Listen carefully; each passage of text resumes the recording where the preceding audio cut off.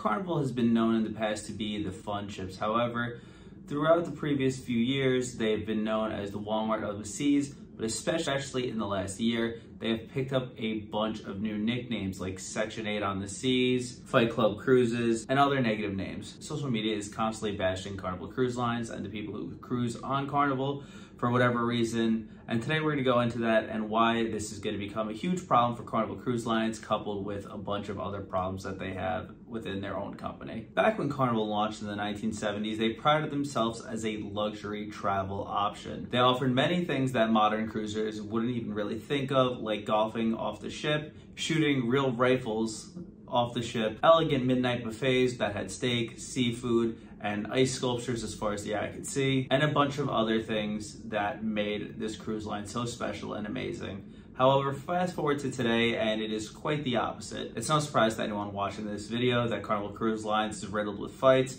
drug-sniffing dogs, and cutbacks because of supply chain issues, even though supply chain issues really ended about 2 years ago that was caused from the pandemic. Going from the extravagant and almost gluttonous amount of food to now nickel and diming you in modern cruising has turned off a lot of passengers from sailing Carnival and moving them to other cruise lines like Royal Carribean, Celebrity, who are still offer an amazing amount of food included in your fare. Other cheaper cruising alternatives like MSC and Margaritaville at sea, now you're starting to see that Carnival is losing some of their key demographics that they used to have a chokehold on to cheaper cruise lines. Like, I could go on a same length 7-day MSC cruise for about half the price of a Carnival cruise, and they include the drink package. And with Margaritaville launching their new ship literally last month and it getting a ton of positive feedback, I could see this being a huge problem for Carnival, because Margaritaville is definitely a party at sea, and honestly, in my experience, they are more fun than Carnival. Not saying I don't like Carnival, but I am saying that they are putting themselves against the wall here. And Carnival's starting to feel it. The economic pressure is all around. We are basically in a recession, and there is rising fuel costs that Carnival's trying not to pass on to their passengers yet. And because they are eating this fuel cost, they're taking away from their bottom line and their margin, which isn't good for the company as a whole. Coupling not being as profitable as they once were with billions of dollars of debt that they accrued throughout the pandemic that they still have to pay back in the next couple of years, they're not making enough money right now to be able to pay off those debts. Another thing that really set Carnival apart was their customer service. Carnival used to be known for exceptional customer service, pretty much on all their ships, brand new or older, it didn't matter. Across their fleet, they must have had fantastic training. And ever since the restart, a lot of the newer people that Carnival are bringing on to fill positions that needed to be filled don't have as great customer service training, or they are just not providing the level of service that Carnival was once known for. If you go on Cruise Critic and you look at reviews, more often than not, people are talking negatively about the customer experience, especially when it comes to the dining staff and the cleaning staff, how they aren't as personable, how they aren't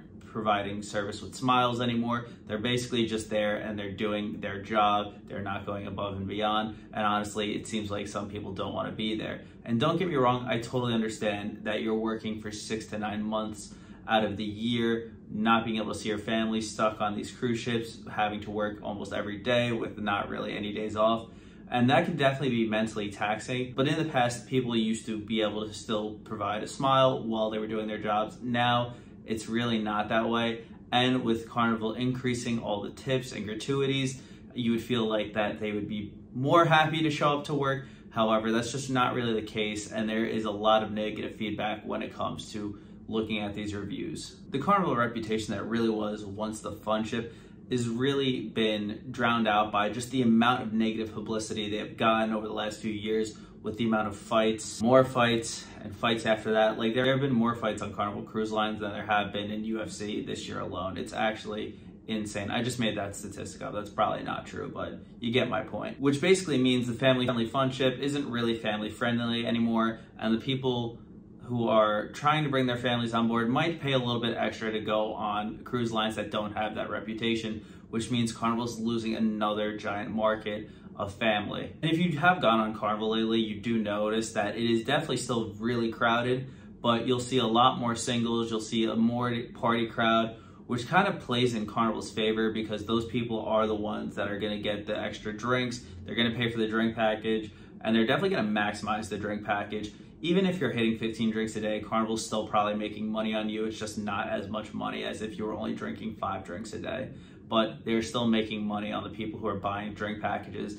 And if you have a party environment, almost everyone on board is going to be buying the drink package, compared to families who might just be getting the soda package or just going to the candy shop and buying things. They're not going to be ripping shots on the Lido deck the entire day when they have to take care of their family and watch out for their little kids. I think that Carnival definitely does have a future, don't get me wrong, but just seeing the amount of negative comments online, especially just on TikTok and Instagram, referring to just Carnival's clientele as being trashy and how they could never, even though they've probably never been on a Carnival cruise, I think that that plays a huge factor. And it might not play it now, it might not do it in 3-4 years, but 5-6 years, when those people who are on TikTok as teenagers want to go on their first cruise, they're probably just going to automatically rule out Carnival. So Carnival has to do something to start capturing the younger demographic again, because Shaquille O'Neal isn't really known anymore for being the basketball player. He's more known as being the personality. Guy Fieri is kind of aging out,